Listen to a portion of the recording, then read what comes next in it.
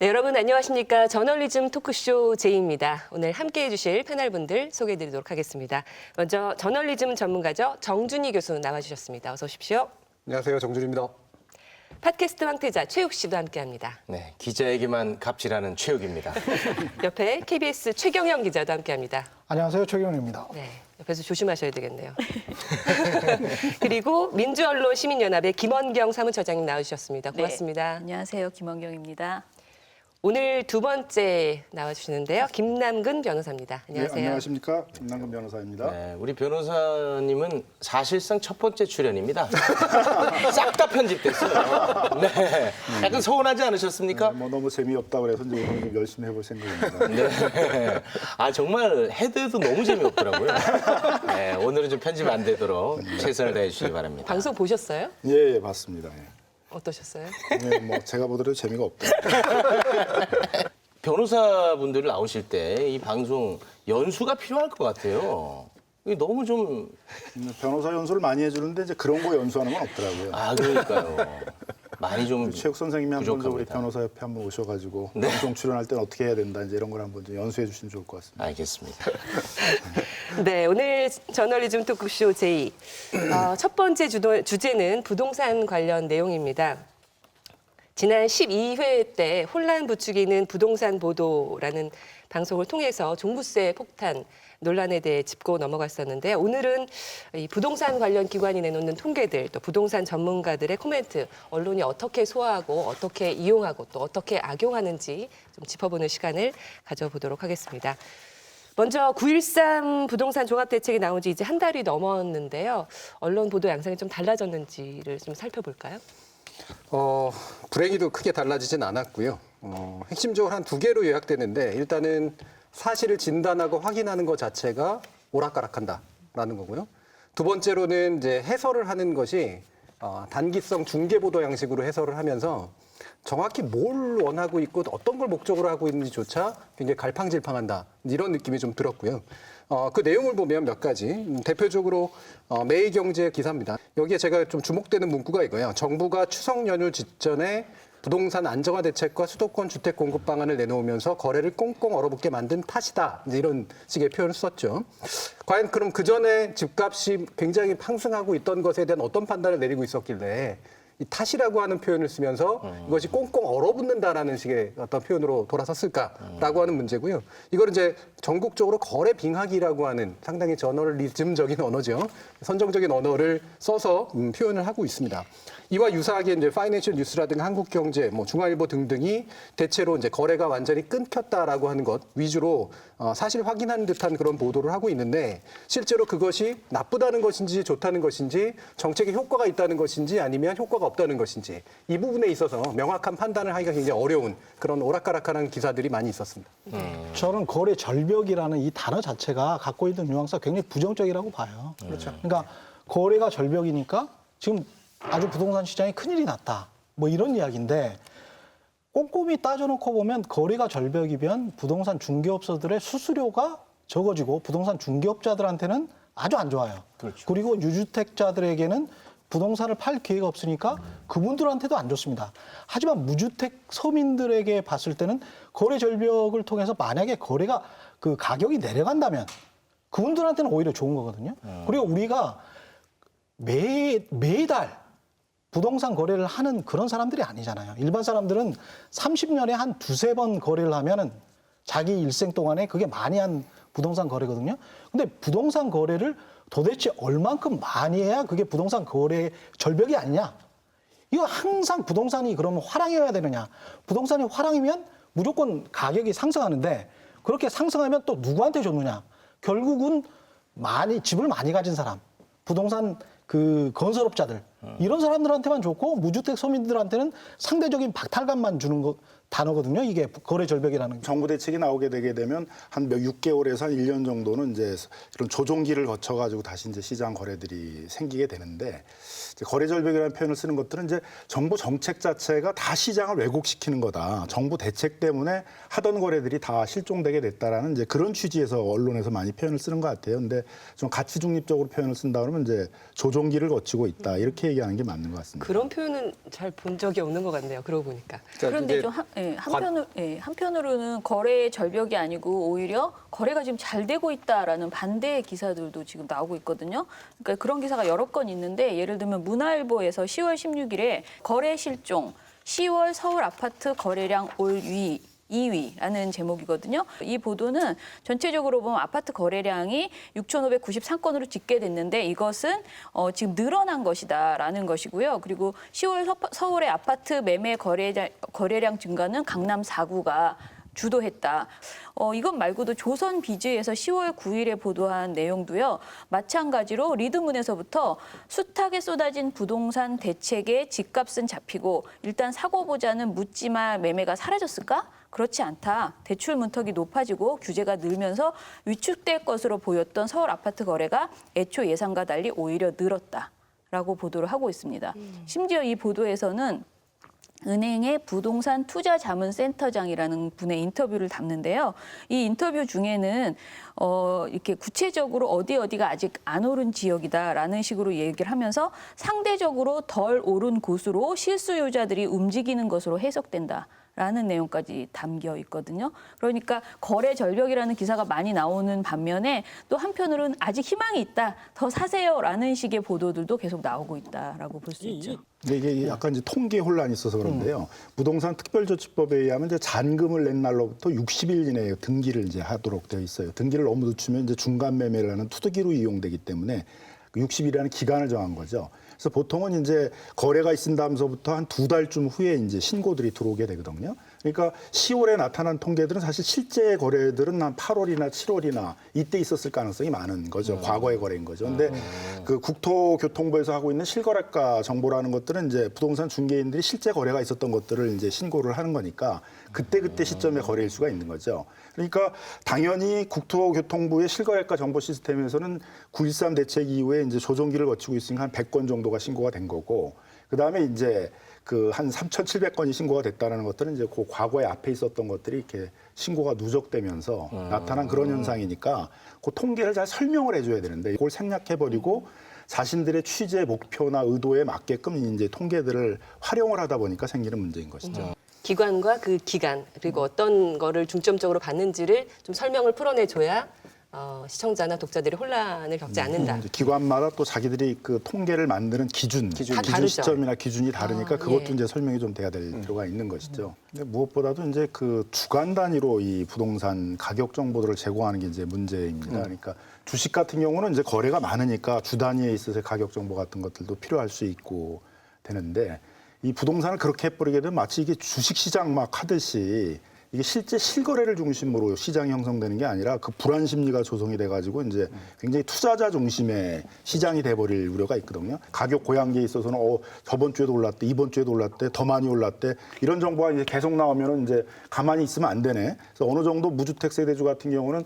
좀 자기 자본을 좀 축적을 해서 어느 정도 소득 수준이 된 시점에서 조금 빚을 내 가지고 집을 사야 되는데 이런 불안 심리가 조성이 되게 되면 무주택 세대주들이 기다리질 않고 지금이라도 뭐 3억, 4억 큰 빚을 내 가지고 집을 사야 되겠다 이런 심리가 생기게 되거든요. 이제 이게 어떤 투기를 조장하는 형태가 되기 때문에 적어도 정부 차원에서는 주 단위의 이런 부동산 정보 같은 것들을 제공하는 건 좀 자제해야 되지 않을까 생각이 듭니다. 근데 네. 저는 이 모니터를 되게 오래 부동산 관련된 것을 꽤 많이 봤는데 사실 한국감정원의 주간 통계라는 게 이렇게 오류가 있을 수 있다라는 거를 저는 전혀 몰랐어요. 그러니까 어느 언론에서도 그것을 알려준 적이 없거든요. 이번 방송을 이제 준비하면서 처음 알게 된 건데 한국감정원은 통계 조사를 할 때 거래되지 않은 표본 주택에 대해서 호가나 인근 주택의 그 사례를 활용해서 가상의 가격을 매긴다는 거예요. 그리고 실제 거래가 됐다 하더라도 신고된 실거래가가 아니고 협력 부동산 중개 사무소가 알려준 거래 정보에 따라서 통계를 가공해서 집계를 한다는 거예요. 이렇게 되면 한마디로 한국감정원의 주간 통계 자체가 완전히 신뢰하기에는 분명히 문제가 있는 것 아닌가라는 생각이 들거든요. 근데 언론에서 이런 전제를 전혀 이야기하지 않고 그동안 여러 차례 늘 이 데이터를 가지고 뭔가를 얘기하고 정확한 것이냐 이렇게 전했다는 것이 사실은 부동산 시장의 혼란을 부추기는 그 효과가 있지 않았을까 그런 생각이 들어요. 저는 이게 당연히 주식시장하고도 다른 상품이기 때문에 주식시장과 달라야 된다라고 얘기할 뿐더러 사실 이건 거의 경마지 정보지하고 거의 유사한 수준이라고까지 평가할 수밖에 없어요. 경마가 가지는 속성하고 되게 유사하게 얼마 안 되는 거 가지고 사실은 상당 부분 추론에 의해서 만들어지는 그런 정보를 내가 내줘야 내 정보지가 팔리는 거죠. 아니, 그러니까 그 주간 단위로 낸 것이 이제 투기를 좀 부추기는 측면이 있다고 하지 않았습니까? 그런데 반면에 그 하얀 곡선을 그리는 것은 또 저 같은 이제 무주택자들한테 좀 위안이 될 수도 있는 측면도 있는 거 아니겠습니까? 근데 하얀 곡선을 그릴 땐 그렇게 수시로 하얀 곡선이 나오질 않고 은순하게 내려가기 때문에 그땐 또 그렇게 별로 됩니까? 그렇게 큰 영향이 없어요. 부동산 정책의 효과나 시장 상황에 대한 분석 기사를 내놓을 때 항상 공인중개사나 부동산 전문가들의 평가가 공식처럼 등장을 합니다. 조선일보 10월 10일자 부동산 거래량 95% 줄었지만 노도강의 상승 물결, 아까 말씀드린 기사에서도 이동현 KB 하나은행 부동산 센터장이 등장을 했었고요. 조선비즈 10월 9일자 쓸데없는 거래 절벽 우려, 이 기사에서는 고준석 신한은행 부동산 투자자문 센터장이 등장을 했습니다. 지상파 뉴스에서도 예외 없이 이런 분들이 등장을 하는데요. 영상 함께 보고 얘기 나누도록 하겠습니다. 관망세로 이어질 가능성이 높지만 기존에 보유하고 있는 매물들을 끌어내기에는 조금은 시간이 필요할 것으로 예상되기 때문에 일단 시장은 숨고르기 국면으로 이어질 것으로 보이고요. 장기적인 효과에 대해서는 좀 더 지켜봐야 될 것 같습니다. 수요 억제책은 단기적인 집값 상승 억제 효과에 그쳐왔기 때문에 구체적인 공급 확대 방안에 따라서 효과의 지속성이 달라질 것으로 보입니다. 자산 규모가 커진 대상에 대한 보유세 인상에 대한 인식들이 확산돼 있기 때문에 전반적으로 조세 저항은 크지 못할 것이라고 보여집니다. 무주택자들이 좋은 주택을 갈 수 있도록 시간을 벌어줬다라는 측면에 있어서는 조금 추가 매수를 줄이는 효과로. 가끔씩 나오는 매물에 의해서 가격이 결정되는 거래 절벽 상태에서 가격이 결정되기 때문에 굉장히 불안한 양상, 시장 불안정성은 굉장히 높아졌다고 볼 수 있습니다. 네, 나오신 분들 다 유명인들입니다. 워낙 방송에 자주 노출이 되고 신문 기사에 노출이 되는 분들인데 최욱 씨는 뭐 저 내용들 보시면서 어떻게 감이 잡히셨어요? 부동산에 대해서? 뭐 그냥 너무 하나만 한 얘기 같아가지고 네, 저 정도는 뭐 그냥 누가 해도 될 것 같은 그런 느낌 많이 받았습니다. 네, 뭐 귀에 와닿는 내용은 없네요.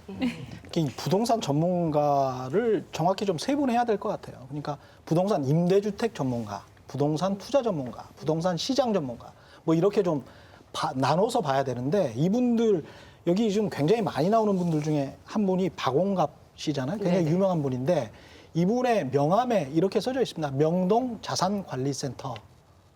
여기 수석 부동산 위원 이렇게 돼 있거든요. 명동 자산관리센터. 명동 자산관리센터 이렇게 돼 있어요. 그리고 또 언론에 많이 소개되지만 WM 웰스 매니지먼트죠. 똑같이 자산관리입니다. WM 스타 자문단 부동산 수석 전문위원 뭐 이렇게 돼 있거든요. 그럼 개인 고객들 아주 돈이 많은 고객들, 보통 금융자산이 10억 이상 되는 고객들의 고객 상담을 하는 게 이분의 주 업무입니다. 그러니까 리서치만 하는 게 아니고요. 시장을 분석만 하는 게 아니고 고객 상담도 같이 하는 거죠. 대부분 하시는 일들은 부동산 투자를 하는 사람들에게 상담을 해주거나 부동산 투자 상품들을 소개시켜주는 걸 하시는 거거든요. 그러니까 아무래도 투자하려는 사람들의 영향을 많이 받게 되잖아요. 그럼 이제 그걸 구분해줘야 되는데 언론에서 이걸 구분하지 않고 이 투자 시장 분석 전문가들 분들이 마치 이 부동산 시장, 부동산 정책 일반의 전문가이고 객관적이고 중립적인 입장에서 정책을 얘기하는 것처럼 혼동이 온다는 거죠. 민원연이 이번 이 방송을 위해서 좀 조사를 했어요. 부동산 관련 보도에 등장하는 전문가라고 불려질 수 있는 사람 중에서 이름을 건 사람들만 분석을 해봤거든요. 그랬더니 어떻게 나왔냐면요. 종합일감지와 경제신문 이 전체에서 총 154회의 인터뷰가 나오거든요. 그중에서 25.9% 그러니까 26%가 금융업계 내에 있는 부동산 전문가입니다. 굉장히 많은 비중을 차지하고요. 방송도 마찬가지로 37.5%가 금융업계 내의 부동산 전문가입니다. 신문과 방송 모두 최고 많이 등장하는 전문가가 금융업계 내에 있는 부동산 전문가라는 소리예요.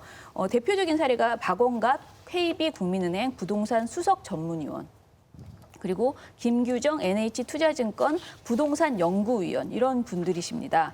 자, 그리고 그다음에 그냥 금융업계라고 해서 나오는 분들도 있는데 이분들도 거의 3번째 정도로 중요하게 많이 등장하고 있고요. 2번째로 많이 등장하는 분은 부동산 관련 학과 교수님들이십니다. 자, 이분들도 신문은 33회가 나와서 21%로 등장을 하고요.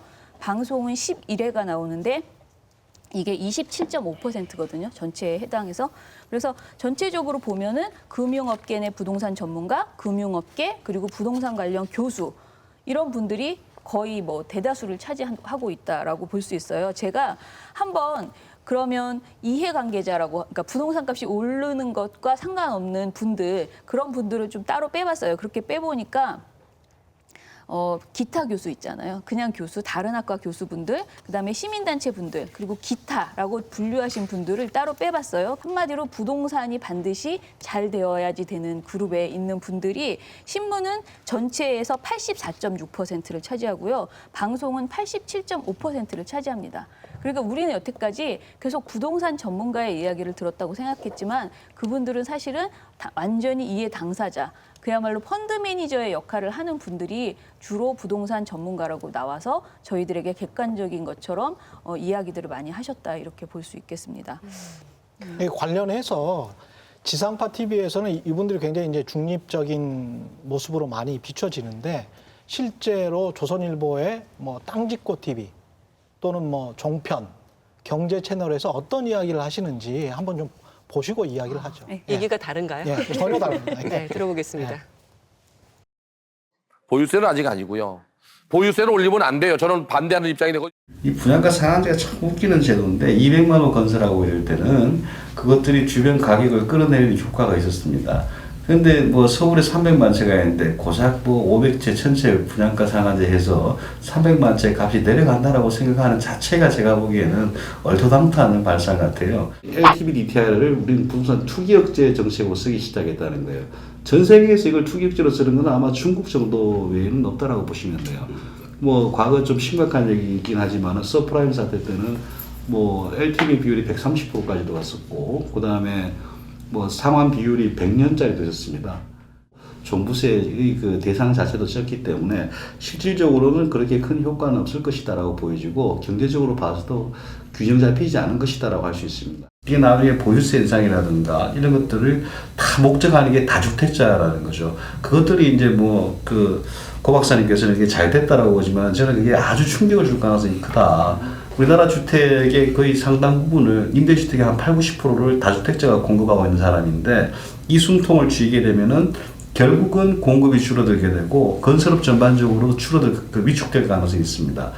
그리고 제가 다른 말씀을 게 있어요. 제가 한 달에 한 10건 정도의 글을 씁니다. 여러분들 중개신문에도 제 글 보시지요?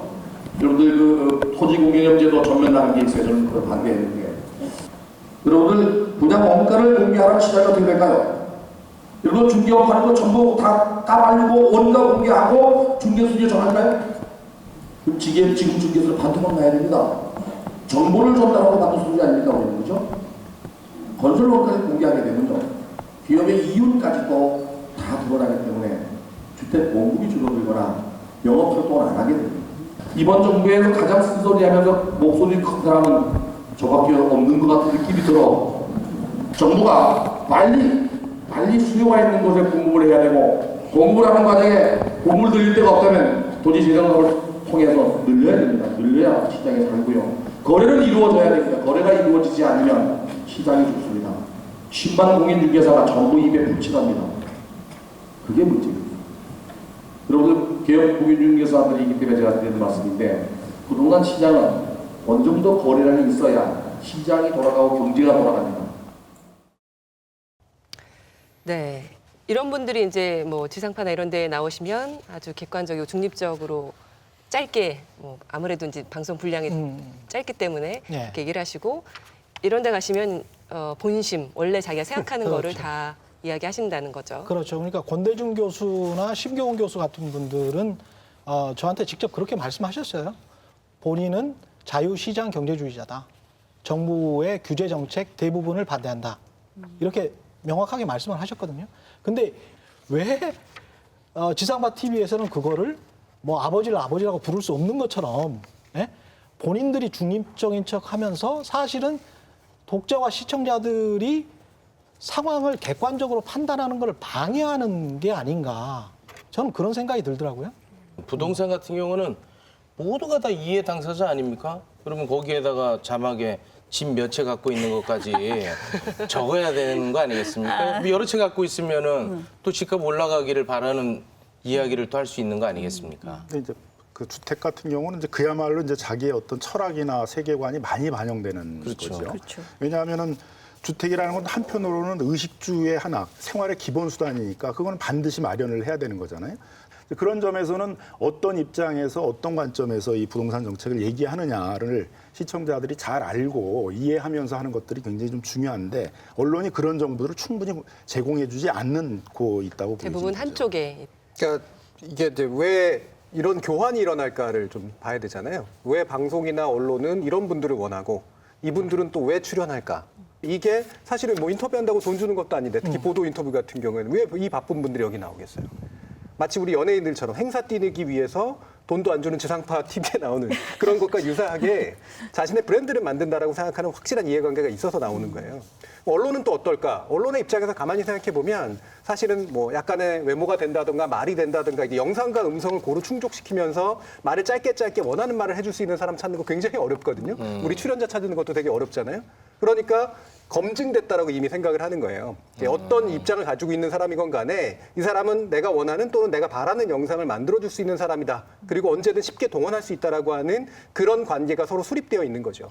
이 이해가 서로 맞기 때문에 이런 식의 언론 보도가 이루어진다라고 판단할 수 있는 거죠. 예, 어떻게 보면 적대적 공생관계인데 적대적이 아니고 호혜적 공생관계. 호혜적이죠. 호혜적 공생관계라고 볼 수 있는데 실제로 20년 동안 이제 지상파 TV 등 각종 TV에 나왔던 어떤 분이 자기 이름은 절대 말하지 말라고 하면서 이런 말씀을 하셨어요. 인터뷰를 할 때 단 5분 만에 끝나는 경우도 있다. 전문가로서 비애를 느낀다. 자기 입장이 뭔지를 전혀 물어보지 않는다. 심지어 어떤 종편은 용적률 완화와 관련해서 같은 입장이시죠 하면서 인터뷰를 강요했다. 그래서 나 하지 않겠다라고 했다. 그리고 지상파 같은 경우는 나를 분명히 액세서리로 쓰고 있다. 그걸 늘 느끼고 있다. 인터뷰를 할 때마다. 그래서 그러면 왜 하십니까? 그거는 자신의 조직. 아까 말씀하셨지만 공신력. 서로 간의 상생관계인 거예요. 호혜적으로. 그래서 말을 안 하고 있는 거죠. 그래서 지상파 TV는 아주 맹탕의 정보를 별로 내용 없는 정보를 이 사람들의 공신력을 가지고 이용을 하고 이 사람의 공신력이 더 높아지면 이 사람들은 어디 가서는 또 투자 유망처까지 이야기를 해버려요. 그렇죠. 이렇게 되면서 완전히 부동산 시장이 투자판, 투기판으로 전락할 수 있는 가능성을 열어줘 버리거든요. 이분들이 실제로 종편이나 아니면은 경제 채널이나 아니면 이제 대중강연에서 막 이런 말을 합니다. 투자를 어디가 좋아요? 투자할 때는 어디가 좋습니다. 최욱 씨 꼭 한번 들어보세요. 아주 재밌는 말들을 많이 해요. 지금 주택으로 유망 지역에 대해서 말씀 예.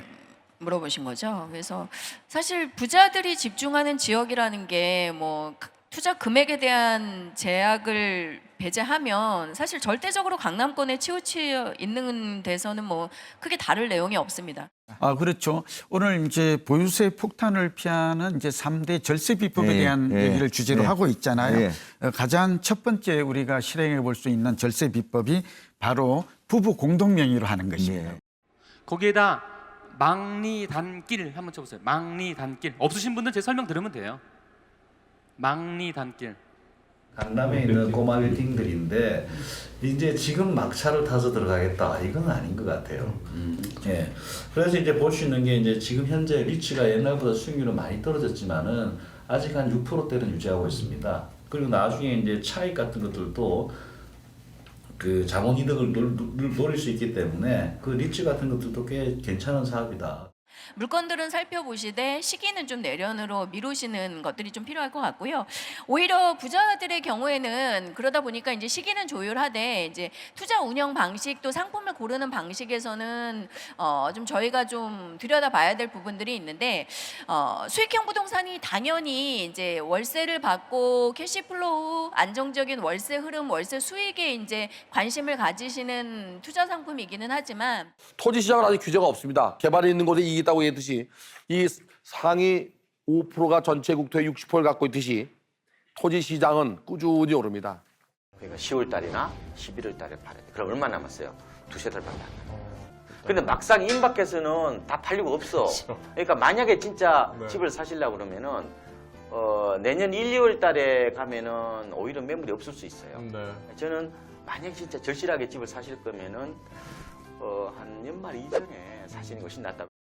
지난주 PD수첩에 사실은 지금 보여주신 것보다 훨씬 센 그런 강연들이 굉장히 많이 나왔잖아요. 그러니까 뭐 연구소에 있는 그 투자를 거의 투기꾼에 가까운 투기를 선도하는 이런 분들의 모습들이 보여주고 어떻게 그분들이 특정 지역을 얘기하면 사람들이 어떻게 따라가서 그것에 집값, 그 동네의 집값을 올리는가 뭐 이런 것들을 막 보여줬는데 사실 저는 그 방송을 그 MBC PD수첩을 보고 저희 딸이 뭐라 그랬냐면 아니 아무것도 하지 말고 저분들 강의를 듣고 따라다녀야 되는 거 아니야? 그렇게 해야지 왜 이렇게 회사를 열심히 다녀라고 정말 이렇게 웃으면서 물어보더라고요. 근데 진짜 진심으로 아 우리는 정말 헛살았네 이런 생각이 들 정도로 거기에서 너무나 쉽게 돈을 버는 그런 모습들을 보여줬어요. 그런데 사실 방송이 거기에서 그치면 안 되고 이제 그런 투기 세력들이 있었고 그리고 그것에 방송이나 우리가 언론이 굉장히 많이 어떻게 보면 그분들의 몸값을 올려주면서 조장해 왔던 것이잖아요. 그리고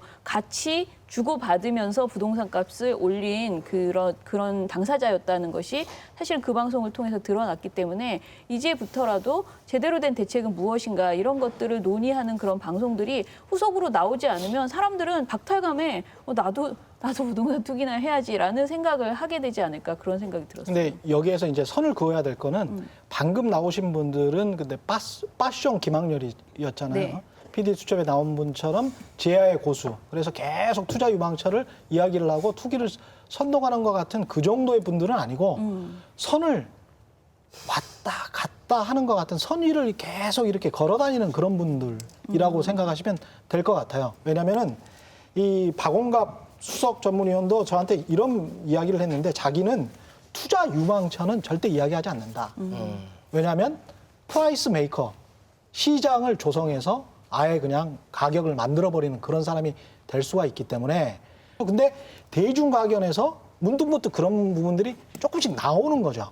그리고 고객 상담을 할 때는 뭐 그거는 골방에서 자기들끼리 하는 거니까 저희가 알 수가 없는 부분들이고 아주 심한 경우 그러니까 빠숑 김학렬 같은 분들이 조선일보가 운영하는 땅짓고 TV라는 곳에 나와서 어떤 이야기를 하는지 그리고 실제로 어떤 비즈니스를 하는지 좀 같이 한번 아주 심한 경우는 이런 경우입니다. 한번 보시죠. 지금 그 9억이라니까요. 이런 곳이 많다니까요.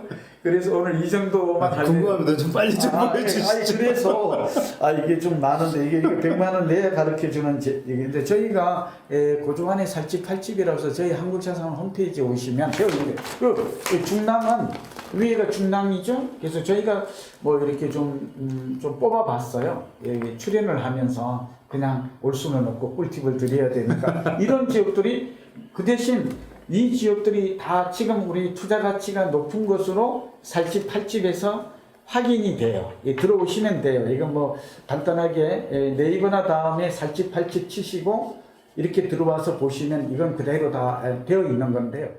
30분에 50만 원. 30분에 50만 원? 네. 1시간에 100만 원. 1시간에 100만 원? 네, 그렇게 두 가지 있어요. 그럼 딱 씹어집니까? 그러니까 질문을 미리 받아요. 그래가지고 그렇게 해달라면 해드려야죠. 딱 어디 투자처 아파트건 아파트, 토지건 토지? 네. 땅집고 TV라는 인터넷 부동산에 나오는 내용입니다. 앞부분에는 조선일보가 운영하는 거예요? 조선일보가 운영하는 사내 벤처기업처럼 운영하는 땅짓고 TV라는 게 있습니다. 거기서 대놓고 저렇게 해도 되는 거예요?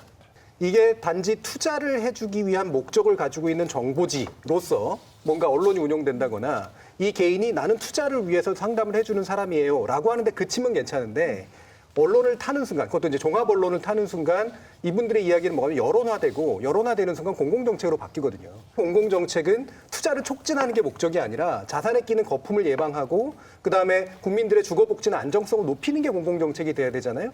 근데 이 언론에 이들이 이제 보도가 되는 순간 그것이 여론을 움직이는 실체가 되고 그게 공공정책을 바꾸는 이제 실체가 되어버린다는 거죠. 이 중간에 고리가 끊어져야 된다는 거예요. 이 중간에 고리를 누가 끊어야 되느냐? 언론이 끊어줘야 되는 거죠. 이분들의 개개인의 어떤 도덕성과 윤리를 가지고 할 것이 아니라.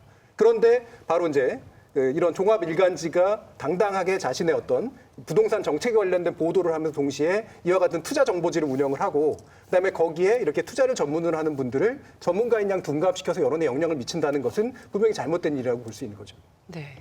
그래서 또 언론이 부동산 홍보 기사를 쓰면서 또 이분들을 이제 인터뷰를 그렇죠. 쉽게 되는 의도적으로 그러한 행태들이 많이 벌어지고 있는데요. 그런 기사들 중에 한경에서 나온 기사가 있었습니다. 8월 19일자 한강변 전용 84제곱미터 30억 돌파, 전용 59제곱미터도 20억 넘어서라는 기사 있었고요.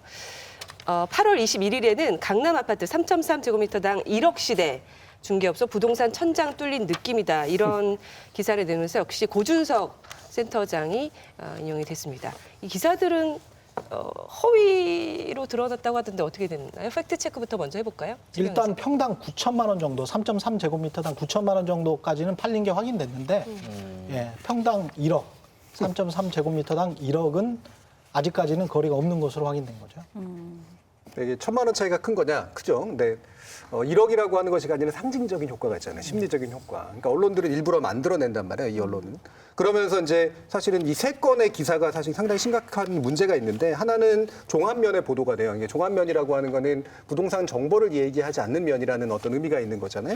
그리고 어떤 거는 부동산 면에서 보도가 되고 또 어떤 거는 이제 그 이른바 집코놈이라고 이름을 달아요. 요즘에 예, 집코놈이라는 이름 전 사실 좀 약간 절망스러운데 예, 이코노미, 집코노미가 이제 된 거잖아요. 이게 세 가지가 기사의 성격이 달라야지 마땅하거든요. 만약에 필요하다면. 그리고 이왕이면 사실 분리돼야 되죠. 이게 같은 어떤 언론사에서 다뤄지는 것보다는. 근데 세 가지가 성격이 거의 유사하게 연결이 돼요.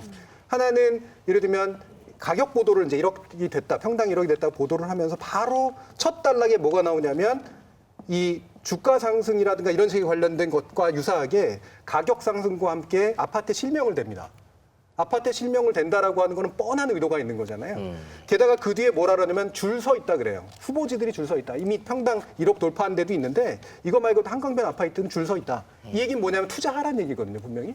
그리고 나가지고 실제로 이 그 집코놈이라고 하는 것을 보면 실명들을 쭉 거론하면서 뭐 얼마나 여기가 학군이 좋고 그다음에 뭐 뷰가 좋고 그다음에 심지어는 뭐냐면 커뮤니티 시설까지 되게 좋고 그게 얼마나 값싸고 좋고 이런 식의 얘기들을 막 늘어놓습니다. 그리고 저는 사실 놀랐던 게 뭐냐면 그리고 나서 맨 나중에 뭐가 나오냐면 집코노미 부동산 콘서트라고 하는 광고가 떠요. 맨 밑에 항상 나오죠.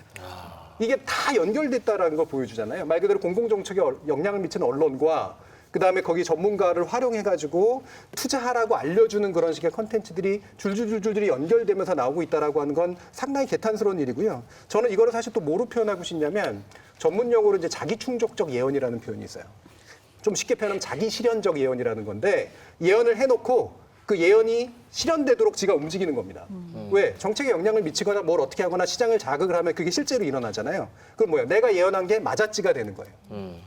이거는 예언의 어떤 순수성이 있거나 분석의 순수성이 있는 것이 아니라 던져놓고 실현시키고 자신을 입증하는 이제 그런 되게 자기 충족적인 고리를 가지고 있는 거고 그게 언론사가 지금 이와 같은 것들에 일조하고 있는 거죠. 최욱 씨가 아주 귀를 쫑긋하면서 전문 용어 나오면 좋아하시잖아요. 예, 나중에 써먹어야겠다는 생각이 좀 드는데. 정말 남의 얘기처럼 들으시는 것 같아요, 최욱 씨. 너무 저도 사실은 감이 많이 안 오긴 하지만, 네. 그 왜 이런 거 쓰는 거예요, 그래서? 이게 왜 그런지 짐작 안 가세요? 너무 먼 얘기 같아 저는 좋아하는데. 아까 그 신문의 입장, 신문이나 언론사들의 입장에 보면 광고로 먹고 사는데 광고 유치에 도움이 되잖아요. 우리나라에서 대기업이라든가 이런 식의 몇 개의 큰 손들 제외하고 나면 상당히 안정적으로 광고를 공급해 주는 데가 토건적이거나 부동산이에요. 일반 메이저 신문들의 지방판, 지역판 보십시오. 거기에 보면 간지로 들어오는 수많은 광고들이 다 지역 빌라 짓고 아파트 짓고 이런 식의 광고들이에요. 그리고 그 앞에 바로 붙어 있는 기사가 광고하고 아무런 다를 바 없는 제가 아까 소개시켜드렸던 그 자체가 광고인 기사거든요.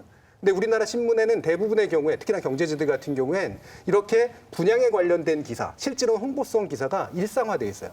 이게 상시지면입니다. 상시지면. 이거는 사실은 그래도 다른 광고성 기사들이나 이런 것들은 분리라도 해놓는데 이거는 광고와 곧바로 연결된 기사 형식으로 쓰고 실제로 그게 거래가 일어납니다. 상당한 경제적 이득을 주는 거죠. 원래는 이제 그래서 언론사들이 이 광고하고 기사를 혼동하지 않게 해야 돼요. 사실은 광고인데 그걸 마치 기사인 것처럼 내보내게 되면 이제 표시 광고 공정화에 관한 그렇죠. 법률 위반이라고 그래서 소비자에게 피해를 주는 거기 때문에 이거는 광고성의 기사입니다라는 걸 밝히지 않고 광고인데도 기사처럼 하게 되면 이제 그 과징금 같은 이제 그 표시광고법 위반에 따른 제재 같은 것들도 받아야 되는 것들이거든요. 네, 지금 나오는 내용은 뭐죠? 어떻게 보면 우리 같은 사람들은 이게 너무 또 먼 얘기처럼 느껴져서 말씀 안 하시는 거죠? 부동산 이런 정책 관련된 거나. 그때 굉장히 속상해하셨잖아요, 근데. 그렇죠. 이제 그 집을 사지 말라는 얘기를 많이 듣고 사지 않았다가 오르는 걸 보고 이제 심적으로 굉장히 고통받고 있는 상황이 지금 지속되고 있는 거죠. 지금 그 얘기죠. 뭐 과거에 집값이 폭락한다는 전문가들 얘기랑 그런 보도를 보고 집을 안 샀다가 폭망한 사람들이 원망이 심하다. 그러면 이제 뭐 결과적으로 죄송한데 네. 과거에 집값이 올랐다, 폭락한다라는 그런 전망을 내놓은 곳은 사실은 뭐 시민단체나 이런 분들이 이제 이 거품이 꺼질 것이다라고 네, 하는 이야기들을 맞습니다. 많이 했죠. 이제 진보 네. 진영에서 그런 이야기들은 계속 했지만은 언론에서는 그런 말을 한 적이 없거든요. 맞습니다. 그러면 최욱 씨는 언론은 별로 믿지 않고 네. 주로 이제 전문가들의 의견들을 이제 우리 진짜 전문가, 그 정말 토지나 이런 것에 대한 공적인 개념을 가지고 있는 전문가들의 이야기를 듣고 이제 지금까지 지내오신 거잖아요. 네. 끝까지 계속 그 믿음을 유지하면서 가면 되지 않을까. 그분들이 그런 어떤 생각을 뭐 합니다. 이해 당사자가 아니라는 저는 생각을 하고 있었고 그리고 그분들이 이제 항상 귓속말로 얘기를 해줬기 때문에 진정성을 저는 믿었었죠. 네. 최욱 씨한테만 얘기해드리겠다라는 식으로. 네, 보통 그렇죠. 시민단체들이 이제 시장을 분석해가지고 네. 집값이 떨어질 거다 이렇게 얘기하는 게 아니라 규범적인 얘기를 하는 거죠. 맞습니다. 적어도 당연히. 우리 네. 부동산 시장이 실수요자 위주로 가려면 지금 소득 수준에 비해서 너무 집값이 높기 때문에 정상화되려면 하향 안정화돼야 된다. 갑자기 집값이 떨어지면 일본처럼 굉장히 경제 전체에 타격은 많이 주지만 현재의 부동산 가격은 정상이라고 볼 수는 없으니까 하향 안정화되는 길로 가야 된다라는 이제 그런 어떤 규범적인 주장을 계속 지속적으로 해온 것이고 지금도 이제 마찬가지의 주장들을 계속 해오고 있는 것이죠. 근데 이른바 부동산 투자 전문가들이 집값 상승에 관해서 다 맞췄다라고 보는 것도 큰 착각이에요. 그래요? 예. 2017년 같은 경우에 당시 2017년 초 그리고 2016년 말에 2017년 부동산 시장 대전망 뭐 해가지고 쭉 나온 기사들을 지금이라도 찾아보시면 압니다. 주택 시장 위축, 뭐 불가피, 0.몇 % 내릴 것 같다. 뭐 이런 것들이 다 이렇게 있거든요. 아예 뭐 아주 그 구체적으로 수치를 제시한 경우도 있어요. 동아일보 같은 경우는 거래량이 7.1% 감소할 것이다. 올 집값은 0.2% 하락할 것이다. 부동산 잔치는 끝났나? 뭐 이런 식의 헤드라인을 뽑고 있고 중앙일보 같은 경우도 집값 변수 만만찮아 구매 감소 전망. 이게 다 부동산 전문가들. 연합뉴스 같은 경우도 부동산 전문가들한테 다 물어보니 쏟아지는 악재, 주택시장 위축될 듯. 이게 이 사람들의 전망이었거든요. 근데 2017년도에, 2017년도에 실제로 그렇게 됐냐? 그렇지 않거든요. 부동산에 관련된 언론 보도는 계속 이대로 갈 수밖에 없는 건가요? 뭐 나아질 기미가 우리나라 언론한테 이런 주문을 하는 건 쉬운 일은 물론 아닙니다만 저는 이분들은 말씀처럼 독특한 재화이기 때문에 주문을 하는 것이 맞다고 보는데요. 부동산이 투자가 아니어야 된다라고 하는 것은 맞지만 실질적으로 만약에 투자라고 하는 것이 여전히 진행된다면 투자에 대한 정보를 주는 어떤 언론들은 있을 수가 있어요. 그럼 그것만 하라는 거죠. 공공정책에 영향을 미치려 하지 말라는 거예요. 그거는 굉장히 부당한 행위이기 때문에. 근데 그것만 하겠어요? 안 하죠. 왜냐하면 공공정책에 영향을 미치는 것처럼 보여야 자신의 투자지도 효과가 있기 때문에. 그래서 이걸 못 놓는 겁니다. 광고도 효과도 있고. 그러면 여기에 대해서 그러면 외국 같은 데는 어떨까? 사실은 보자면 외국이 물론 우리보다 훨씬 나은 건 아니지만 확실히 이를테면 유명한 종합지들이나 경제지들은 부동산 시황이라든가 이런 걸 보도하는 것들이 그렇게 많지가 않아요. 왜냐하면 이거는 자신들의 영역이 아니라고 보는 거죠. 그건 별개의 신문들이 있는 겁니다. 그리고 그걸 통해서 자신이 가지고 있는 퀄리티를 높이는 거예요. 그리고 그걸 통해서 사실은 굉장히 많은 공신력들을 얻어내는 거죠. 그래서 제가 봤더니 최근에 정말 영국에서 나왔던 자료인데 영국이 정말 그 부동산 문제가 많은 나라거든요. 근데 더 가디안하고 ITV 뉴스가 같이 협업을 했어요. 그래가지고 이른바 로그 랜드로즈라 그래서 완전 악덕 이제 임대주죠. 근데 이 사람들을 정부가 이제 리스트를 만들겠다고 했는데 6개월 동안 했는데 아무것도 안 됐다는 거예요. 그래서 탐사 보도를 쭉 시리즈 때려가지고 엄청난 공격을 해냈습니다. 근데 이 당시에 부동산 시황에 관련된 기사들은 거의 안 나왔고 실제로 부동산과 임대 정책이 뭐가 문제가 있는가라는 공공 정책에 관련된 기사들이 나온 거예요.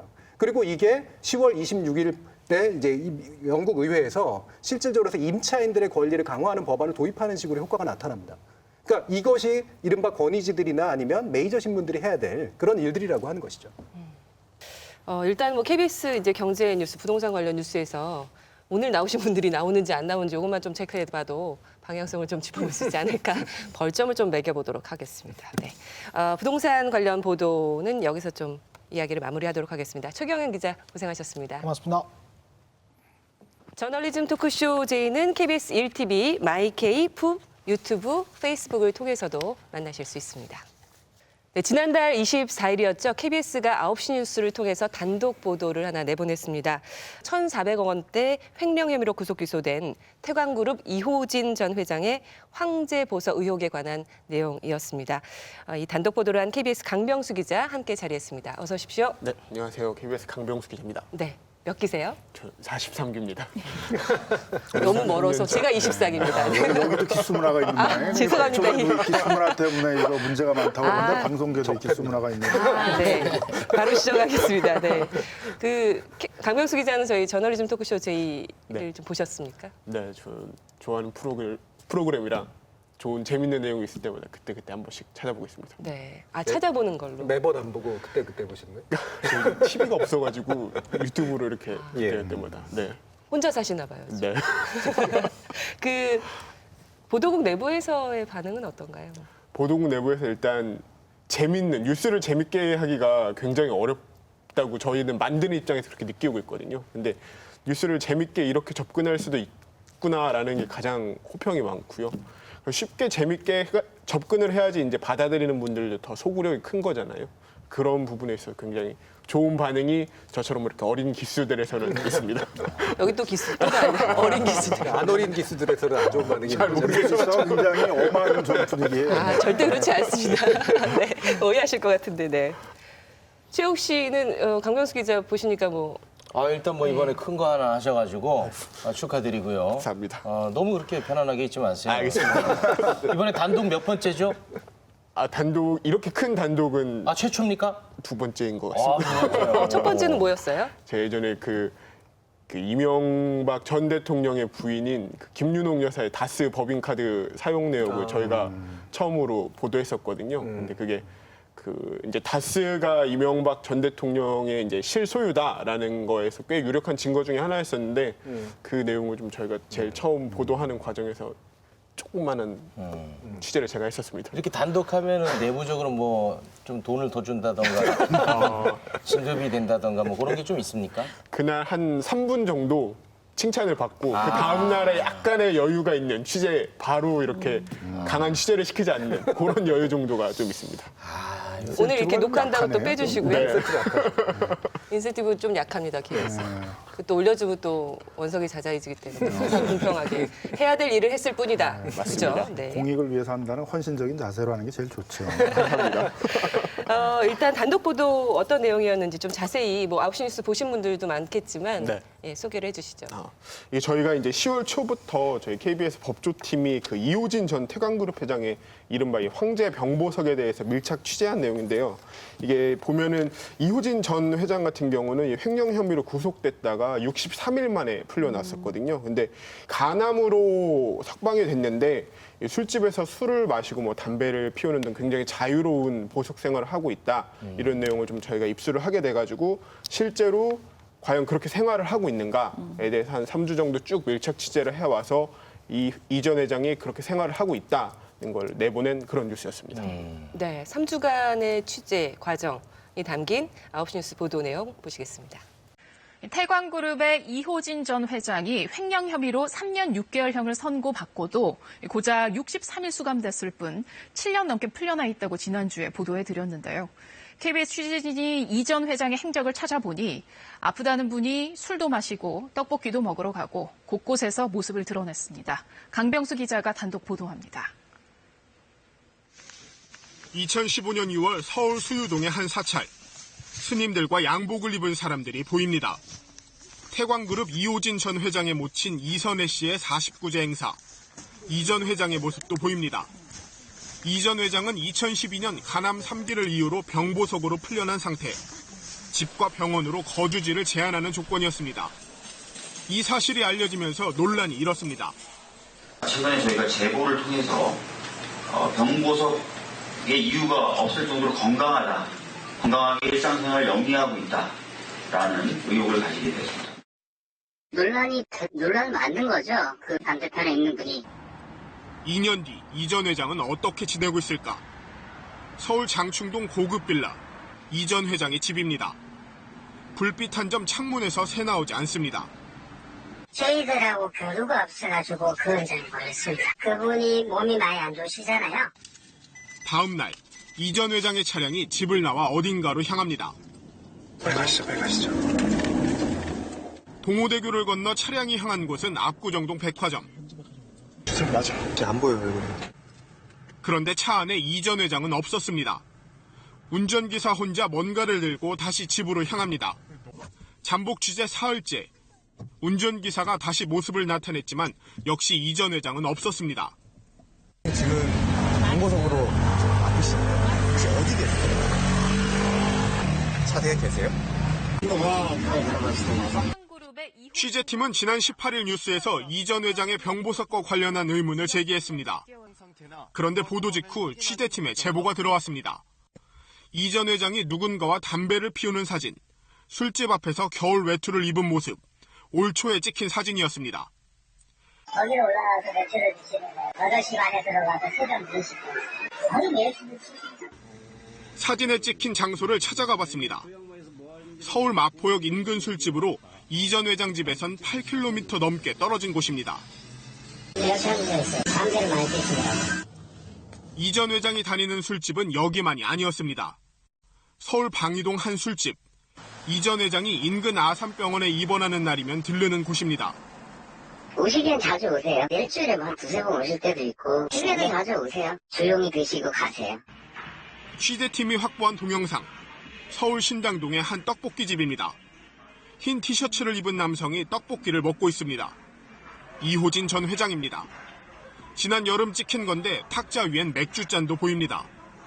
간암 치료를 한다며 7년 7개월 동안 풀려나 있던 이 전 회장. 이렇게 지내고 있었습니다. 생활하시는 데는 문제가 없지만 밖으로 돌아다니시거나 술은 말도 안 되는 거 간암이신데 어떻게 술을 드십니까?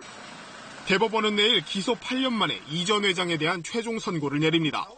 KBS 뉴스 강병수입니다. 네, 이호진 전 태광그룹 회장 병보석 관련된 의혹에 대한 보도 내용이었습니다. 판결은 나왔죠? 네, 이호진 전 회장 같은 경우가 그 흥국생명 최대 주주인데 그 부분에 있어서는 이제 조세 포탈 혐의에 대해서는 다시 판단을 해야 한다 해가지고 파기환송을 다시 이제 고법으로 돌려보내서 진행이 돼야 되는 그런 상황이 있습니다. 네, 지금 몇 년째죠? 2012년부터였나요? 사실상 구치소에서 나온 거는 2011년에 나온 거고요. 그 상태에서 이제 계속 구속집행 연장을 쭉쭉 하다가 2012년 6월에 보석 허가를 받아낸 거고 그 7년 7개월 가까이를 계속 밖에 살고 있는 거거든요. 8년 가까이 되는 재판이 이루어졌는데 최근까지 그중에 63일 빼고는 다 밖에서 살고 있는 그런 상황입니다. 고생한 거에 비해서는 약간 좀 흥행에 실패한 것 같아요. 아니 그 조 회장님이 1,400억 원을 횡령한 사람 아닙니까? 1,400억 원을 횡령한 사람 치고는 떡볶이를 먹고 이런 것들이 너무 소탈하게 보입니다. 네, 그래서 우리의 분노 포인트를 많이 자극하지 못한 것 같아요. 쫙 끌어올려줘야 국민적인 여론이 형성되거든요. 흥행 사실 노력에 비해서는 약간 서운한 감이 있잖아요. 이 정도만 돼도 사실 저희는 감사하게 느끼고 있긴 한데, 네. 그 떡볶이를 먹는다는 면을 이렇게 집중해서 보시는 분들이 실제로 있기도 하더라고요. 떡볶이는 소울푸드인데 그거 먹는 것까지 이렇게 트집을 잡아야 하냐, 뭐 이런 댓글도 저희가 사실 보긴 했거든요. 포인트는 떡볶이 옆에 술이었는데. 네, 그쵸? 근데 지적해 주신 것처럼 떡볶이 옆에 술이고 이게 어떻게 보면은 아까 말씀드린 것처럼 간암을 이유로 그 법이 정한 이제 일정 수준의 담장을 넘어서 가지고 좀 자유롭게 생활을 할 수 있는 거잖아요. 근데 그 규정을 넘기고 정말 자기 마음대로 돌아다니면서 그렇게 술 마시고 떡볶이 먹고 이런 거를 좀 취재를 하려고 했던 게 저의 목적이었습니다. 아니, 그 대한민국 법 시스템을 파괴한 거 아니겠습니까? 굉장히 이거는 죄질이 나쁘다고 저도 생각하는데 네. 이 흥행을 위해서는 약간씩 그런 장치가 좀 필요하다는 거. 조금 더 자극적인 걸 저희가 한번 그 자극은 정작 떡볶이에서 된 거죠. 네. 그러니까 포인트는 그게 아니었는데 그렇죠. 떡볶이가 자극이 될 수밖에 없어요. 이렇게 재벌이 떡볶이 먹는다라는 게 되게 신기해 보이고 그다음에 떡볶이가 얼마나 먹고 싶었으면 보석을 와봤을 거야. 뭐 이런 식의 이상한 방식으로 가거든요. 그래서 저는 영상이 있었더라도 떡볶이는 빼는 게 맞지 않았을까 사실은 그런 생각이 들어요. 그러니까 본질적인 그러니까 보석의 원인이 된 간암과 술을 연결시키고 나머지는 자료가 있다고 하더라도 약간 접어두는 게 좀 더 그나마 좀 낫지 않았을까라는 그런 생각이 좀 있긴 합니다. 근데 사실 이 방송을 보고 너무나 이제 분노하는 사람도 있지만 저게 뭐가 문제야라고 잘 모르실 분도 저는 있다고 생각을 하거든요. 보도에서 조금 아쉬운 점은 굉장히 열심히 한 것을 다 모아서 다 이렇게 담았어요. 정말 다양한 자료를 담았는데 정작 그러면 왜 이게 재벌 봐주기라고 의심해야 하는가에 대해서 좀 더 이렇게 객관적인 말들을 좀 담았으면 오늘 이제 김남국 변호사님이 말씀해 주시겠지만 도대체 이게 무슨 문제가 있는가? 다른 사람들은 이렇게 쉽게 병보석을 못 받는가? 병보석을 받은 사람은 어떻게 관리되어야 하는데 지금 어떻게 되고 있는 것인가? 이런 것들을 사실은 그걸 다 국민들이 알고 있다고 생각하시지만 모르거든요, 우리는. 그냥 저렇게 살아도 되나 보다라고도 생각할 수 있어요. 그렇기 때문에 이 점을 조금만 더 좀 명확하게 딱딱 정리를 해주셨으면 이 보도의 그러니까 이 행위의 문제가 확 더 커지지 않았을까. 그런 얘기가 없으니까 뭐 떡볶이 좀 먹으면 어때서 뭐 이런저런 이야기들을 하는 것 아닌가 그런 생각이 좀 들었습니다. 그래서 굉장히 노력하셨는데 그 어떤 당연히 국민들이 알고 있을 것이라고 생각하는 부분은 좀 간과하신 거 아닌가 이런 생각이 그래서 들었어요. 저희가 여기 국민들이 분노하는 거는 이제 재벌 총수가 떡볶이 먹었다고 분노하는 건 아닌 것 같고 재벌 총수가 병보석으로 나왔는데 집과 병원이 아닌 이제 다른 곳으로 돌아다니고 있다. 과연 일반인이 병보석으로 나와서 그렇게 다른 곳 돌아다니고 있으면 지금 가만히 있었을까? 벌써 보석 취소돼 가지고 다시 구속되지 않았겠느냐. 재벌 총수 봐주기 하는 거 아니냐. 이제 이 부분을 분노하고 있는 거겠죠. 그러니까 그 우리 병보석 제도에 의하게 되게 되면 이제 법원이 조건을 붙이거든요. 뭐 집이나 뭐 병원을 거주지를 제한하거나 치료 목적으로만 이제 하도록 이렇게 되어 있는데 벌써 이제 그 보석의 조건인 집이나 병원이 아닌 다른 곳으로 돌아다니고 있었고 또 병도 많이 호전되고 있잖아요.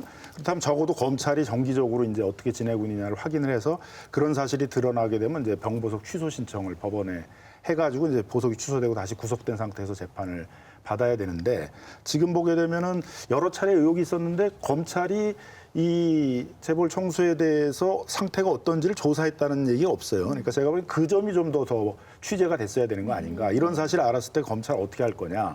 검찰이 전혀 몰랐다 그러면 이제 그 검찰의 무능도 문제가 될 거고 검찰이 사실상 그냥 방치하고 있었던 거 아니냐. 봐주게 한 거 아니냐. 이제 이런 부분이 더 의혹으로 제기될 수 있는 것 같습니다. 검찰 취재 왜 안 했습니까? 검찰 취재했어야죠. 검찰을 취재를 했더니요. 검찰은 이제 법원에 책임을 돌리더라고요. 법원이 가가지고 이제 우리는 법원에 사건이 접해서 법원이 관리를 해야 한다. 그래서 저희가 또 법원에 확인을 해봤습니다. 왜 안 하냐 했더니 의무사항이 아니다. 이게 실제로 예규에서는 보석과 관련된 예규에서는 의무사항이 아니고 뭐 할 수 있다. 해야 한다가 아닌 할 수 있다거든요. 그러니까 그 저희가 이제 황제 보석을 하면서 그 짧은 시간 안에 담느라고 조금 미흡한 점도 있었을 텐데 한번 지적을 하고 싶었던 크게 두 가지였거든요. 이호진 전 회장의 그 법원이 정한 범위 내에서 활동하지 않고 밖으로 마음대로 돌아다니는가 하나랑 그다음에 법원은 과연 보석제도라는 제도를 제대로 지켜내고 있는가 이 두 가지를 지적하고 싶었던 건데 그 후자에서 사실 어떻게 보면 법원이 제대로 관리를 하지 않고 있다는 게 방증이 된 부분이죠. 좀 잘못 법적으로 이제 굉장히 좀 중요한 측면들이 있지만 이게 왜 좋은 보도면서도 아쉬운 보도냐라는 거를 얘기할 수밖에 없을 것 같은데요. 좋은 보도라고 하는 건 이게 단독 보도라고 이제 얘기되지만 저는 탐사 형식의 보도라고 보는 게 맞다고 봐요. 단독이냐 아니냐는 사실 그렇게 중요한 문제가 아니기 때문에 그럼 탐사 보도, 좋은 탐사 보도냐 이거죠. 좋은 탐사 보도로 나눌 때 여러 가지 기준들이 있는데 뭐냐면 독자적으로 취재해서 새로운 사실을 발굴했느냐, 시의적이고 뭔가 사회에 의미 있는 것들을 던졌느냐, 그다음에 사회적 공분을 만들어냈느냐, 결과적으로 개혁의 방향으로 이어졌느냐, 이제 이런 것들을 이제 제시를 해요. 근데 그런 걸 볼 때 보면 이 탐사 보도의 훌륭한 요건들은 비교적 잘 갖추고 있습니다. 예. 근데 물론 맨만직이 뭐냐면 개혁의 방향이 어디로 가야 되는가라는 문제를 지시하기에 좀 복잡하고 난해하다는 거죠. 그렇기 때문에 반향이 상대적으로 적을 수밖에 없었다라고 판단을 해요. 그게 이제 아쉬운 면하고 연결이 되는데 예를 들어 한번 생각해 보세요. 그러니까 그것이 알고 싶다에서 보도했던 사모님의 수상한 외출이라고 하는 건 상당한 반향을 일으켰거든요. 그리고 실질적으로 뭔가 그 제도적 개입 같은 것들을 만들어내는 데 굉장히 좀 의미가 있었습니다. 그러면 이게 왜 그랬느냐? 그럼 이유를 따지면 사실은 이 탐사 보도들은 메인 뉴스에서 전달하는 게 그렇게 좋지가 않습니다. 이렇게 독자적인 탐사 보도의 형식을 가지고 이야기를 하는 게 좋아요. 근데 그거를 하지 못한 거죠. 그다음에 역치가 늘어났다라고 봐요. 그러니까 이 재벌에 관련된 수많은 불공정들이 많이 보도가 이루어지니까 그냥 그 중에 하나. 근데 떡볶이네 이렇게 된 이제 그런 상태로 가버렸다라는 거고 그런 게 여러 가지 좀 섞이다 보니까 이것이 충분히 괜찮은 탐사보도적 가치를 가지고 있었음에도 불구하고 뭔가 이제 공분을 모아서 개혁의 방향을 정확히 지시해주는 그런 쪽으로 가지 못한 측면들이 좀 있지 않은가 생각이 들어요. 야 오늘 칭찬받을 줄 알았는데 야 이렇게 지금 굉장히 교수님 날카로운 지적이 지금 나오라고 할 때 전화 내용과 좀 다른 분위기라. 오늘 당황하고 있는데. 훈장받을 거라고 생각했거든요. 근데 자꾸 이제 야단치는 분위기인 것 같은데 저는 아쉬운 점을 좀 다들 아쉬워서 그래요. 아쉬워서. 점을 말씀드리면 잘 듣고 있습니다. 그러니까 일반인들이 보석 받았을 때, 병보석 받았을 때하고 이 사건을 좀 비교를 해주면 일반인들은 어떠했을까? 그런 이제 일반적인 사건들을 보면은 이제 이렇게 7년씩이나 계속 병보석 상태로 있을 수가 있느냐라는 게 비교가 되잖아요.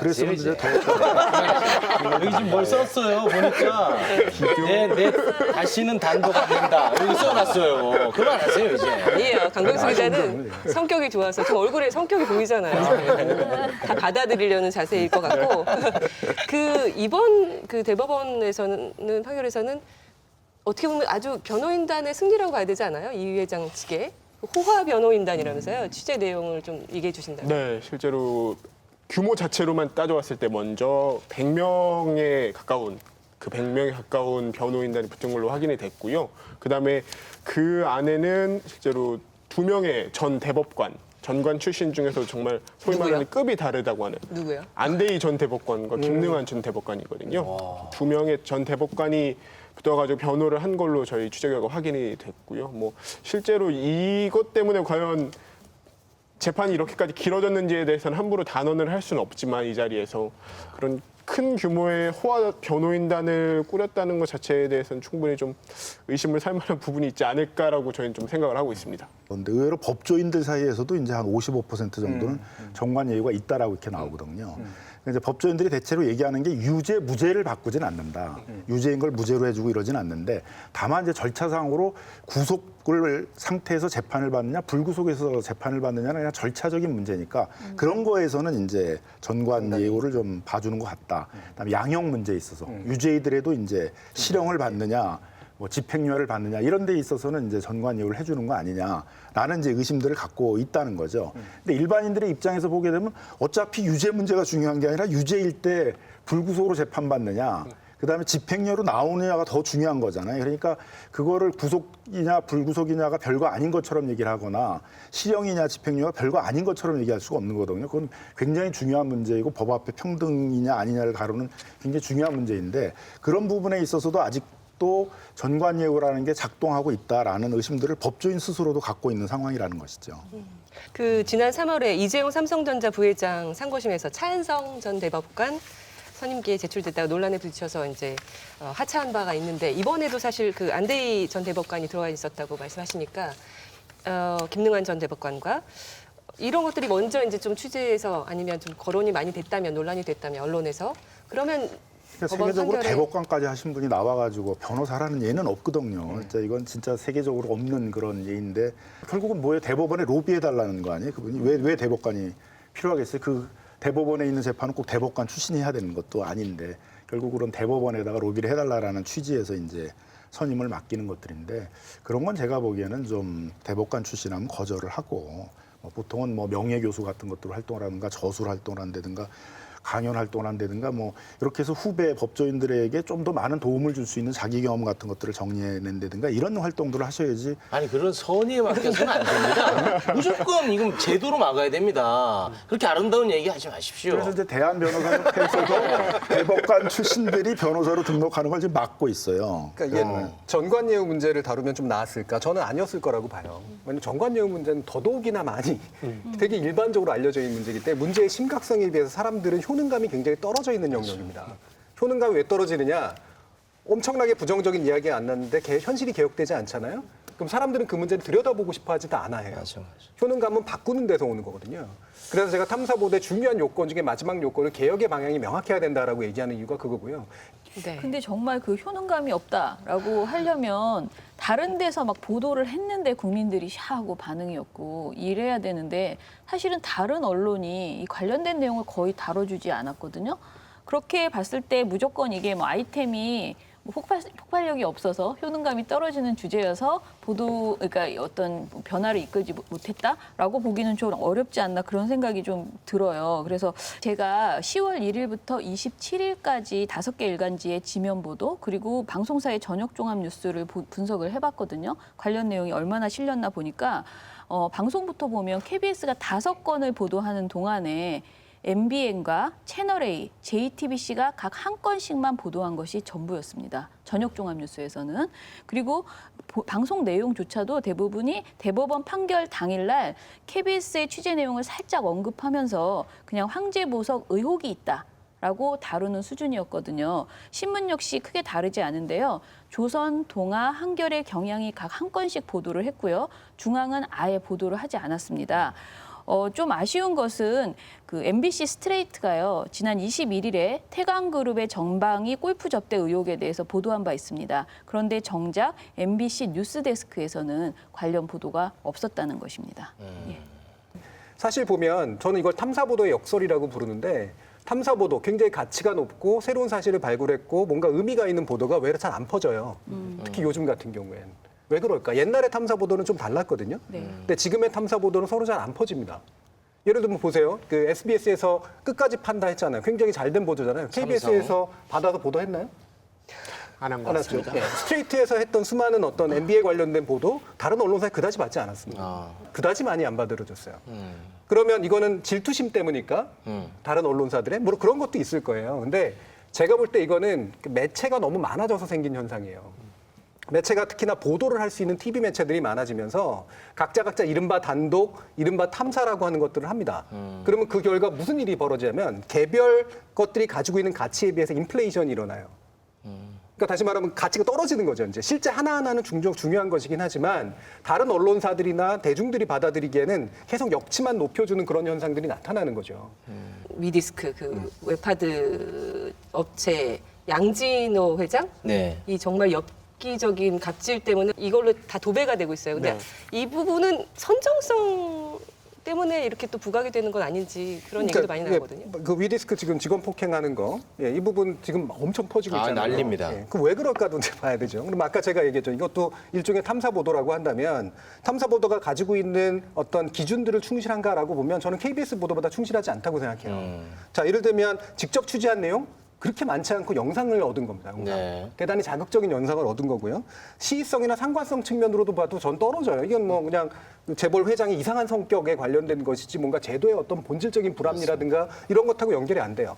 오로지 공분 하나만 일어납니다. 공분. 갑질에 의해서 피해를 당하는 을들의 공분을 만들어낸 거예요. 이 을들의 공분과 그다음에 이 영상의 자극이 만나가지고 쉽게 갖다 쓰기가 좋은 이제 그런 아이템이 된 거고, 그러니까 더 많이 퍼지는 이제 그런 현상이 나타난 거죠. 제가 탐사보도 역설이라고 얘기한 게 그 자체가 고유한 저널리즘적 가치와 질을 가지고 있다는 아이템만으로 이게 뭔가 승부가 일어나거나 퍼지는 것은 아닌 그런 조건에 와 있다는 겁니다. 네, 태광 이호진 전 회장 사건에 대한 일반 시민들의 반응은 어떤지 저희가 또 직접 거리로 나가서 들어봤습니다. 강병수 기자 또 상처받으면 어떡하지? 괜찮습니다. 네. 영상 함께 보시죠.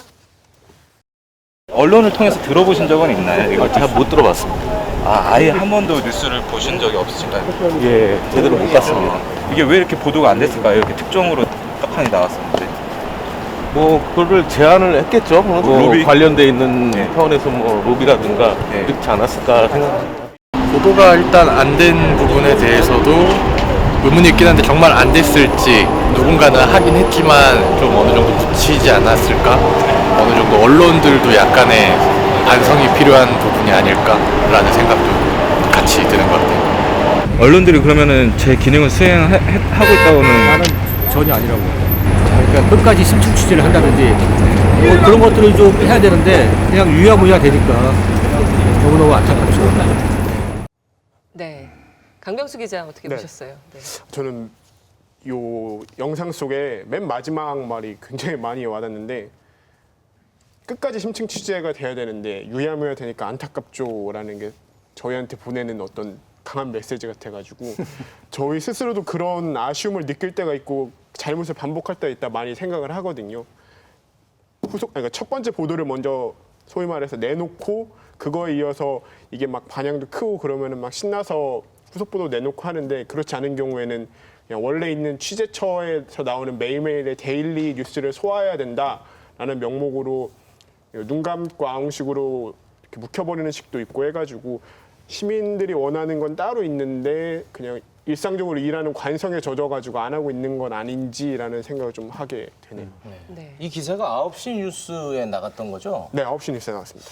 KBS 9시 뉴스에 영향력이 좀 떨어진 건 아닐까요?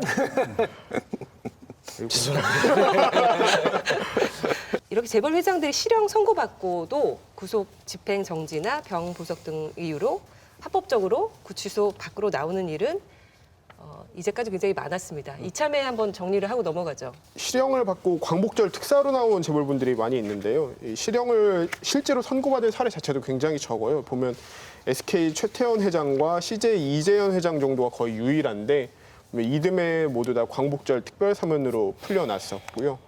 그런데 실제로 이분들도 보면 재판 기간 중에 이재현 회장 같은 경우에 뭐 신병 치료를 이유로 해가지고 구속 집행정지를 계속 신청했기 때문에 실제 수감 기간은 4개월도 채 되지 않는 그런 거 나타나고 있습니다. 네, 예전에 기사들을 좀 되짚어 보죠. 광복절 특사 보도들. 그러니까 이거는 아마 우리나라의 재벌과 재벌의 불공정성을 바라보는 어떤 신문들의 태도 자체에 이념적 차이가 반영되고 있는 것 같은데, 뭐 조선이나 중앙들이 이제 대부분 어땠냐면 사면을 긍정적으로 평가하는 그런 식의 보도를 합니다. 이를테면 중앙일보의 8월 13일 이제 기사를 보면 CJ 오노공백 3년 끝 재계 일각 사면폭이 더 컸어요. 재계 일각의 이름을 빌지만 실제로는 사면폭이 더 컸어야 된다라고 하는, 그러니까 경제의 정상화를 위해서는 사면폭이 더 컸어야 된다라는 얘기를 하면서요. 특히나 그 앞에 맨 첫 단락에 뭘 쓰냐면 그리고 나서 오너 리스크, 그러니까 불확실성 리스크가 벗어나면서 주가가 올랐다가 첫 기사로 나와요.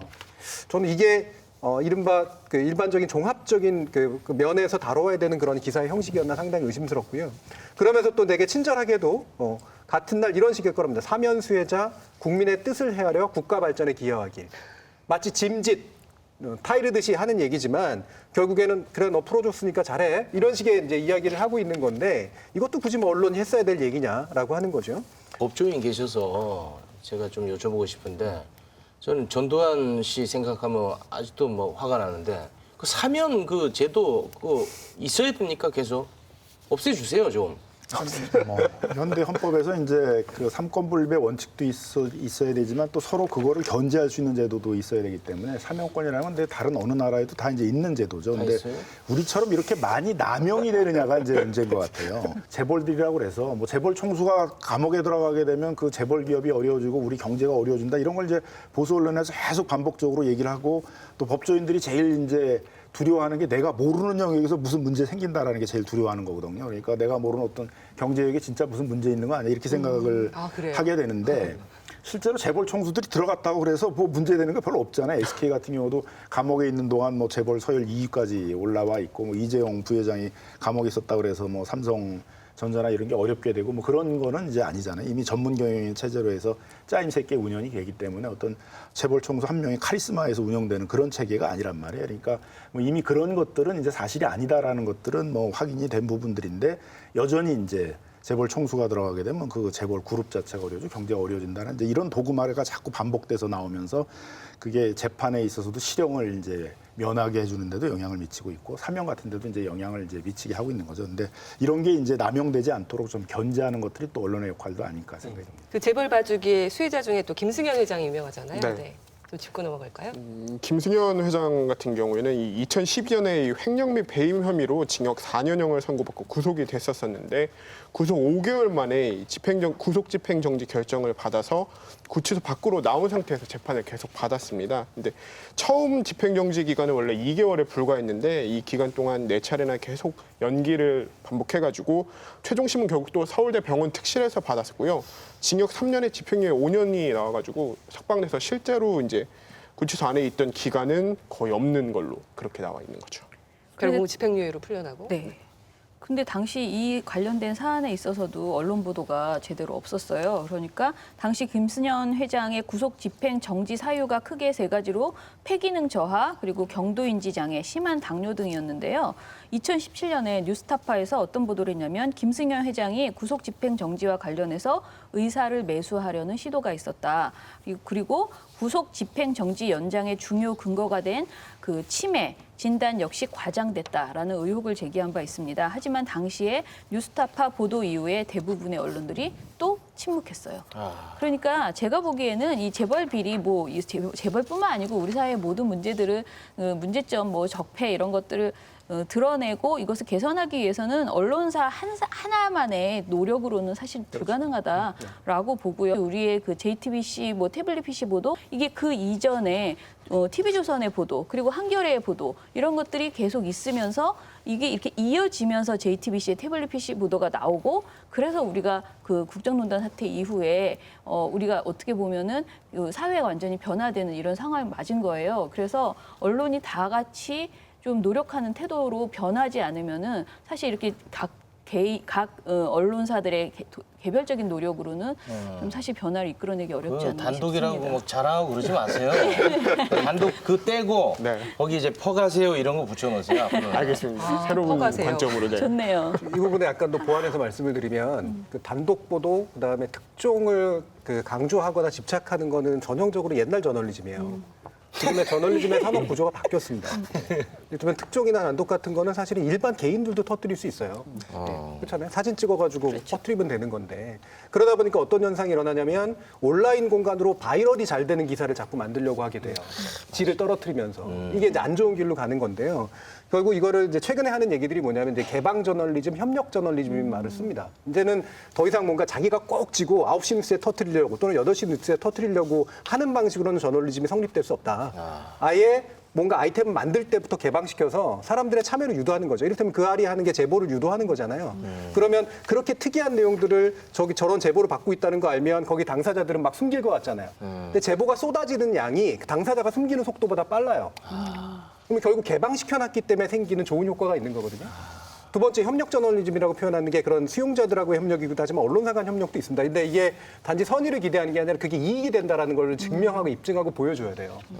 그럼 적어도 2개 이상의 언론사나 신문사나 이런 것들이 자료를 공유하면서 공동으로 뭔가를 했을 때 효과가 나타나는 게 나타나야 되잖아요. 그러니까 이런 방식으로의 전환이 이루어지지 않으면 지금 같은 개별적인 어떤 언론사들의 단독 경쟁으로는 같이 망하는 수밖에 없다라는 거죠. 네. 또 혼난 거예요. 또 혼났어요. 오늘 좋은 얘기를 너무 많이 듣고 좀 깨알같이 근데 잡고 솔직히 있습니다. 현실적으로 취재 관행이 바뀌어지지 않는 부분이 있잖아요. 취재하는 데 있어서 사실 지금 성토하실 건 성토하고 가셔야죠.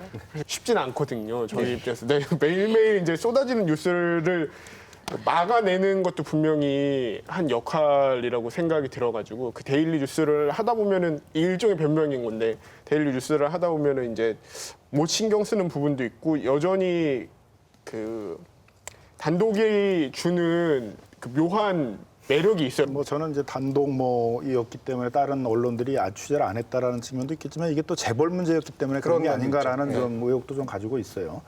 법 앞에 누구나 평등해야 되는데 어떤 사람이 특별한 신분인 것처럼 법에서 굉장히 이례적인 구속집행정지나 병보석 같은 것들을 받고도 장기간 동안 있게 된다. 실형을 받아들여도 형을 다 살지 않고 특별 사명 같은 거가 대부분 나오게 된다. 이런 거는 이제 어떻게 보면 현대 사회에서도 특별한 신분이 있다는 거잖아요. 국민 일반이 공부할 내용이고 언론들이 당연히 관심을 갖고 취재해야 될 내용인데 그게 황제 보석이라는 문제가 그냥 몇 개 언론에서만 다뤄주고 안 다뤄졌다는 것들은 여전히 우리 언론들이 좀 재벌 문제를 다루는 데 있어서 취약한 것이 아닌가. 재벌의 그 돈의 영향력에 있어서 굉장히 이렇게 자유롭지 못한 게 아닌가 그런 점도 있어서 그런 점들도 한번 좀 점검을 해봐야 되는 것이 아닌가 생각이 듭니다. 다음 후속 보도를 더 기대하도록 하겠습니다. 네. 강병수 기자 고생하셨습니다. 고맙습니다. 감사합니다. 힘내세요. 네. 강병수 기자 고생하셨습니다. 수고하셨습니다. 고생하셨습니다. 네, 저널리즘 토크쇼 제18번째 시간, 이 부동산과 관련된 언론 보도 또 재벌 봐주기 동조하는 언론의 문제점들을 살펴봤습니다. 저널리즘 토크쇼 J는 KBS 1TV, 마이케이, 푹, 유튜브, 페이스북을 통해서도 만나실 수 있습니다. 언론의 관행은 여러분이 바꿀 수 있습니다. 저희는 다음 주 일요일 밤 10시 30분에 찾아뵙겠습니다. 고맙습니다.